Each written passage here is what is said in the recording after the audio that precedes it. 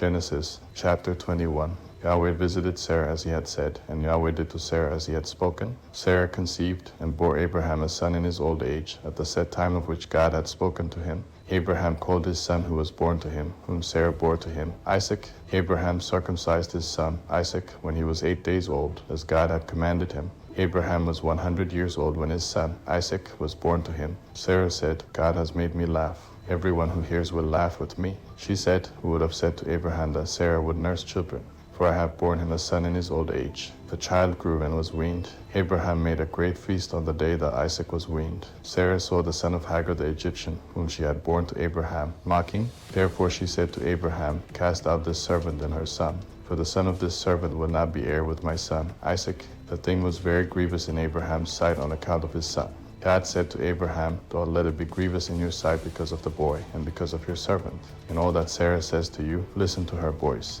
For your offspring will be named through Isaac.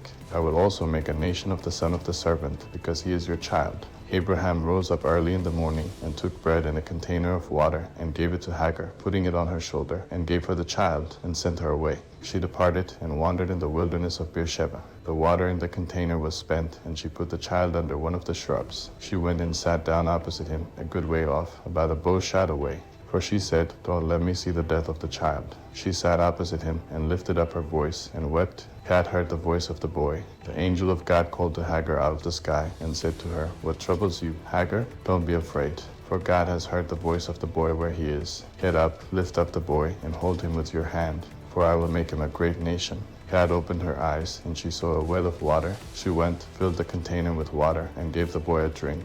God was with the boy, and he grew. He lived in the wilderness, and as he grew up, he became an archer. He lived in the wilderness of Paran. His mother got a wife for him out of the land of Egypt. At that time, Abimelech and Phicol, the captain of his army, spoke to Abraham, saying, God is with you in all that you do. Now, therefore, swear to me here by God that you will not deal falsely with me, nor with my son, nor with my son's son, that according to the kindness that I have done to you, you shall do to me, and to the land in which you have lived as a foreigner. Abraham said, I will swear. Abraham complained to Abimelech because of a water well, which Abimelech's servants had violently taken away.